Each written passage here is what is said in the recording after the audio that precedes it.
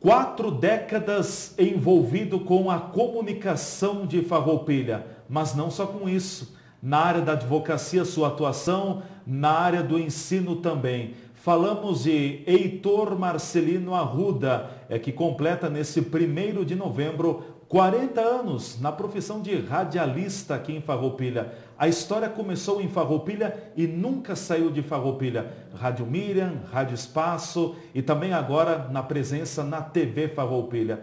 Por isso, é o nosso entrevistado do dia. Professor Heitor Marcelino Arruda, certamente uma data especial, 40 anos. Vamos resgatar um pouquinho de como começou esta história de 4 décadas de envolvimento com a comunicação. Bem, o Leandro e amigos da TV Farroupilha, na verdade, foi até estimulado por uma aluna, a dona Neuza Mantovani Piccoli, que naquela época era secretária da Rádio Miriam. E na escola ela me disse: professor, a Rádio Miriam vai contratar um locutor e para isso vai fazer um concurso. Por que o senhor não se inscreve? Eu achei que até interessante. Mas fiz a inscrição e depois participamos com mais 50 concorrentes desse concurso, que, se me permita, foi ministrado, foi realizado pelo Antônio Carlos Gomes, o Dico Gomes. Dico Gomes. Exatamente. Ele que nos aplicou o teste, que consistia na leitura de uma notícia que citava o primeiro-ministro da União Soviética, que desembarcara no aeroporto de Sheremetyevo, na Rússia, a leitura de um texto comercial de uma casa de parafusos de Caxias do Sul e a animação de um programa musical. Foram 3 testes, na verdade. Exatamente, 3 testes. E pouco tempo depois, o diretor da Rádio Miriam, naquela época, era o padre Ivo Mauri, tá? Mandou me chamar. E aí nós fomos contratados e no dia 1º de novembro, nós iniciamos a atividade efetivamente. Lembro-me que, naquela época, a Rádio Miriam, que era a única na cidade, respeitava bastante o dia de finados, o dia Sexta-feira Santa, só se rodava música. Né? As celebrações religiosas, as datas religiosas. Não tinha notícia, não tinha absolutamente nada. Né? Só música, música bem calma, bem suave. Né? E, por consequência, nós tínhamos folga, os locutores tinham folga e brincavam comigo: poxa, tu tem sorte, começa trabalhando um dia, no dia seguinte já tem folga. Tá? Já entrou numa data específica, né? Começa num dia, no dia seguinte já tinha folga, mas são 40 anos, né, Exatamente. Professor? E uma experiência certamente galgada ao longo desse período também, muitas histórias aconteceram. O que está registrado na sua vida nesses 40 anos voltados à comunicação, sobretudo comunicação radiofônica aqui em Farroupilha? Olha, tem muitos fatos marcaram a nossa trajetória. Eu acho que o que mais marcou efetivamente foi a transmissão que nós fizemos de Nova Milano em 1975. Com a presença do presidente da República? Com a presença do presidente Ernesto Geisler em Nova Milano. Nós tivemos a oportunidade de fazer essa cobertura da visita presidencial a Nova Milano. E outros fatos efetivamente marcaram essa nossa trajetória. Um deles foi quando nós estávamos no antigo estádio do Brasil, na Baixada Rubra, chamada Baixada Rubra. Localizada aqui no centro da cidade ainda. Exatamente. Para a transmissão de uma partida de futebol. Eu, então, há pouco tempo, havia iniciado na atividade de repórter de campo, porque eu já tinha feito plantão de estúdio e estava na reportagem. Nosso narrador, o nosso amigo até hoje, Valdir Maioli, se me permitam citar os nomes, Pois não. a quem eu admiro muito, teve um problema de voz. E faltavam 15 minutos para começar o jogo, quando chegou um menino e anunciou e comunicou ao nosso diretor, que estava lá no estádio, que o narrador não poderia comparecer. Ele olhou para mim e disse: Arruda, sobe. E eu narrar futebol. Não, vai, faz o que for possível. Nessa altura do campeonato não tem o que fazer. Pois é. E foi por aí. Sabe que eu fiquei assim, eu tremi. Se a terra se abrisse para que eu desaparecesse, né?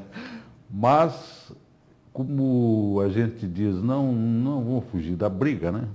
Vamos Subimos encarar. e fizemos aquilo que foi possível de fato. Mas acabei gostando e com isso eu acabei, eu acho que narrando o jogo, futebol, mas futebol de salão, cerca de 12, 13, 14 anos, sei lá, fazendo parte da equipe. Naquela época nós chamávamos de equipe 1160. Né? Nós éramos aí o Luiz Carlos, o Ruschel Gomes, o Carioca, depois tivemos o Raimundo Corá como comentarista, tivemos vários repórteres, dentre eles o Alberto Meneguzzi, que hoje deve estar na Rádio São Francisco, em Caxias, o Ricardo Ló, o Borelli. Marcelo Borelli. Marcelo Borelli. Eu talvez esqueça de alguém aí, mas estou lembrando nesse momento desses companheiros. E Miguel Ângelo. O Miguel, exatamente. Miguel. Nós tivemos a parceria também de um outro rapaz, um narrador. Depois veio Puxa vida. Bom, daqui a pouco, de repente, eu me lembro. Enfim, esta turma. Mas foi uma experiência bastante gostosa que só o rádio nos propicia, né? E muitos outros fatos que eu talvez não tivesse todo o tempo necessário para contar essa história de 40 anos. Professor, como é esta lida, esse envolvimento no rádio? Porque o senhor passou por praticamente todos os setores dentro de uma emissora radiofônica, falando de Rádio Miriam, falando de Rádio Espaço, como repórter, produtor, âncora, apresentador de programas, plantão policial, narrador esportivo, plantão esportivo. Se aprende muito, o rádio é uma escola de vida? Não tem dúvida. É uma grande escola. A tal ponto que nós, do interior principalmente, naquela época não existiam esses cursos da área de jornalismo. Existia, mas era só em Porto Alegre, só na capital. No interior nós não tínhamos isso. De forma que eu pessoalmente, fui sendo feito dentro da experiência. Moldado, né? Pela experiência. E tu sabes muito bem que no interior, principalmente, até bem pouco tempo, a gente dizia, trabalhar numa rádio do interior é como cuidar da horta, né? Se faz de tudo, temos que fazer de tudo. Locução, redação, só não fazia técnica naquela época porque nós tínhamos os operadores, mas nas transmissões esportivas principalmente, espichar fio, fazer rede, às vezes mais de uma centena de metros de fio esticados por entre mato, passando taipa por debaixo do parreiral. Roubando alguns cachos de uva. Era necessário fazer tudo isso, o que hoje com um telefone celular você faz uma transmissão de qualquer parte do mundo. Praticidade. Era o que nós tínhamos naquela época, essas dificuldades. Então a gente acaba aprendendo e tendo necessidade de fazer de tudo. Além de comunicar, de falar, tem que fazer desenvolver outro tipo de atividade. É uma pena que o nosso tempo também já está no limite, mas eu queria me despedir da entrevista do dia de hoje de uma forma diferente e pedir ao professor Heitor Arruda, que completa nesse 1º de novembro 40 anos na área da comunicação, no radialismo, agora também a presença aqui junto à TV Farroupilha, e nós não falamos da parte tradicionalista que também o professor Heitor Arruda aprecia muito, apresenta programa aqui na TV Farroupilha, na Rádio Espaço também. Gostaríamos que o senhor concluísse esta sua participação com um trecho de uma poesia de Jaime Caetano Brown, da qual o senhor aprecia muito, professor. Eu quero, antes de mais nada, o Leandro, agradecer a vocês por essa oportunidade e por esta manifestação de carinho, prestando essa homenagem para nós que estamos já há 40 anos desenvolvendo alguma atividade na área da comunicação aqui no município de Farroupilha. E, na verdade, o Alberto Reis, quando falou em estação de TV comunitária, ele até sugeriu que talvez eu pudesse fazer um programa e nós estamos nos esforçando para fazer o melhor possível no nosso Pampa Farroupilha. E eu imagino que tenha sido ele quem sugeriu a ti que me convocasse para declamar. Eu não vou declamar toda a poesia, mas até porque não sou declamador, mas eu costumo fazer os testes de volume antes de gravar o programa. E aquecimento vocal. Exatamente. Dizendo: a um buchincho certa feita, fui chegando de curioso. O vício é que nem sarnoso, nunca para e nem se ajeita. Baile de gente direita eu vi de pronto que não era.